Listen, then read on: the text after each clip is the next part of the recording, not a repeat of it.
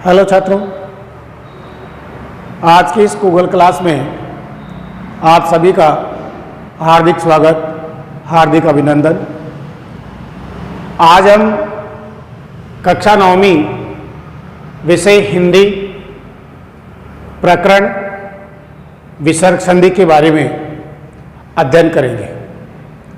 इससे पहले हमने स्वर संधि और व्यंजन संधि के नियमों के बारे में अध्ययन कर चुके हैं।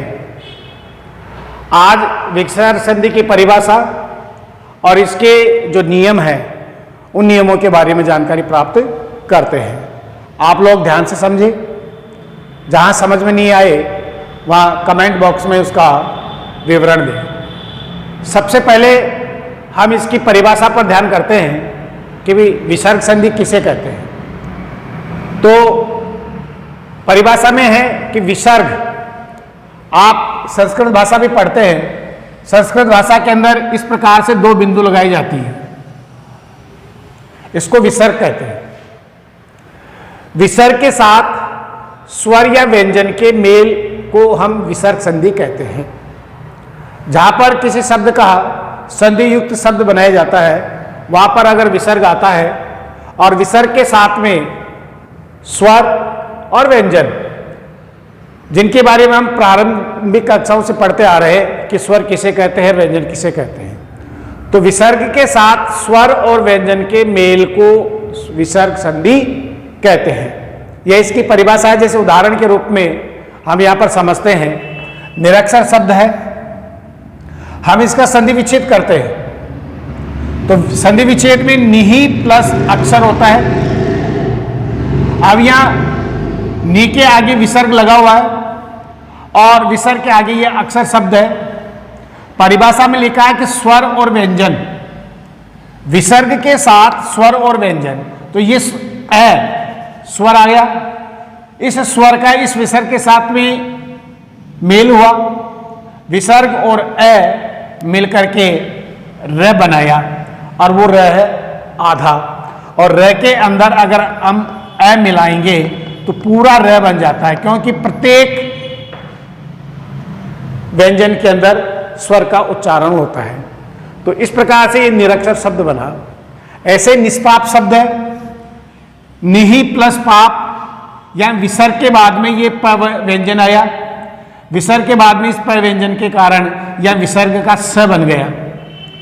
अब यहां पर प व्यंजन था, स्वर नहीं है, इस कारण ये केवल स में बदला और मूल शब्द बन गया आपका निष्पाप। ऐसे ही इसके कुछ नियम हैं, उन नियमों के बारे में हम जानकारी प्राप्त करते हैं। सबसे पहले आता है नियम नंबर 1। पहले मैं इसका वाचन करता हूं नियम का, आप लोग ध्यान से सुने और उसको समझें। नियम नंबर 1, विसर्ग के साथ च, छ और स, विसर्ग के साथ च, छ और स के मेल होने पर विसर्ग के स्थान पर स हो जाता है। विसर्ग के साथ च, छ और स के मेल होने पर विसर्ग के स्थान पर आधा स हो जाता है। देखते हैं हम उदाहरण में। निश्चय शब्द है, हम इसका संधि विच्छेद करते हैं, निहि प्लस चय, या नी के विसर्ग लगा हुआ है। अब विसर्ग के बाद में चय शब्द का पहला वर्ण आया च, ये व्यंजन है, और नियम में हमने पढ़ा कि च, छ और स, तो इस च के आगम होने के कारण ये विसर्ग स सलगम में बदल जाता है, परिवर्तित हो जाता है, और वो भी आधा, और मूल शब्द बन जाता है निश्चय। ऐसे ही निश्चल शब्द है, निहि प्लस छल, या विसर्ग है और विसर्ग के बाद में छल शब्द का पहला वर्ण है छ। नियम के अनुसार विसर्ग के बाद में छ के आगम होने के कारण ये विसर्ग स में बदल गया और मूल शब्द बन गया निश्चल। ऐसे दुशासन शब्द है, दुहु प्लस शासन, इसका संधि विच्छेद हुआ, यह विसर्ग है और शासन शब्द का पहला वर्ण है यहाँ पर स व्यंजन है, तो ये विसर्ग आधे स में बदला और मूल शब्द बन गया दुशासन। नियम नंबर 2,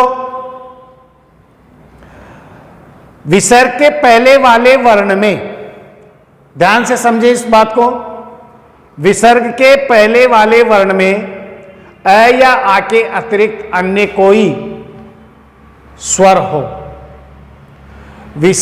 किसी भी शब्द का हम संधि विच्छेद करते हैं और संधि विच्छेद करने में उसके दो पक्ष हो जाते हैं, एक तो पहले वाला पक्ष होता है, एक बाद वाला पक्ष होता है। तो यहां नियम के अंतर्गत पहले वाले शब्द के बारे में कहा जा रहा है।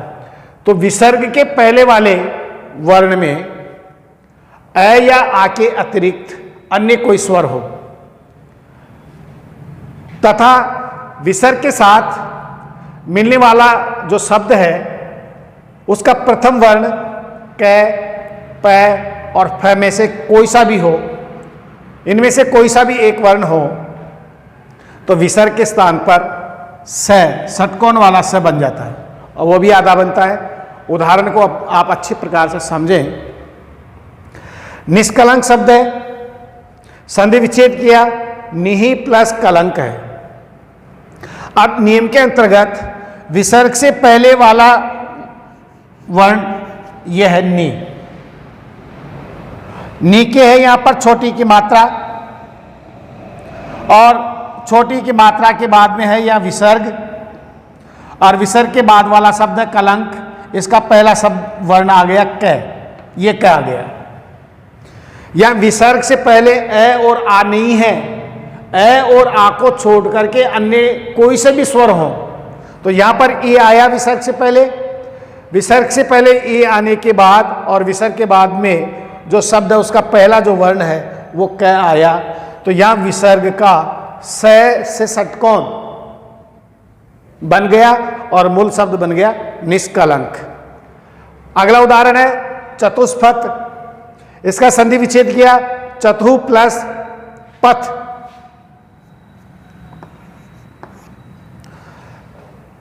यह विसर्ग से पहले उ है,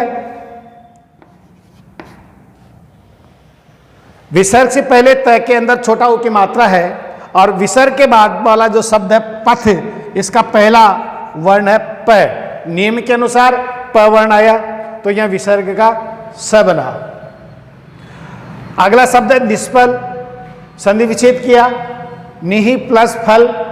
या विसर्ग से पहले ये वर्ण है नी, इसके अंदर छोटी की मात्रा है और विसर्ग के बाद वाला जो शब्द है फल, इसमें पहला वर्ण है फ जो नियमानुसार है। विसर्ग का यहाँ पर स बना और मूल शब्द बन गया निष्फल। बहिष्कार शब्द है, संधि विच्छेद किया, बहि प्लस कार। या विसर्ग से पहले है के अंदर छोटी की मात्रा है और विसर्ग के बाद शब्द जो है कार, इसका पहला वर्ण है क। तो नियम के अनुसार विसर्ग के बाद में ये क के आगम होने पर विसर्ग का ये स बना और मूल शब्द बन गया बहिष्कार। इसी प्रकार इन दोनों नियमों के अंतर्गत इन उदाहरणों के अतिरिक्त भी बहुत सारे ऐसे उदाहरण हैं जो इसके अंतर्गत आते हैं, हम उनका अध्ययन करें।